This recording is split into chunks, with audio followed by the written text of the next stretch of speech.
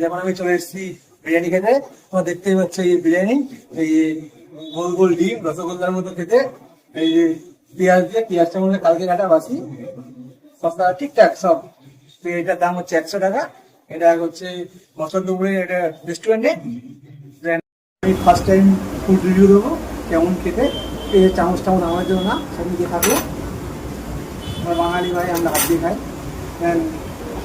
আমরা প্রথম food review দিয়েছি, প্রাইসটা ঠিকঠাক ভালো। আমি ভুলে গেলে মসলদপুরে বেস্ট। সবাই আসুন খান, ডিমের কোয়ালিটি সুন্দর। চিকেনের আমাদের আলু দিয়েছে ঠিকঠাক আলুটা, এই আলুর সাইজ।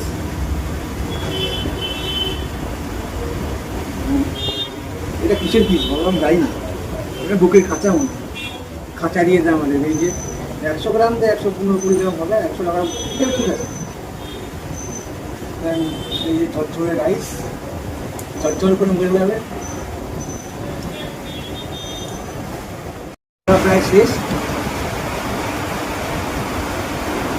ডিমটা ফিক্স করা যাক।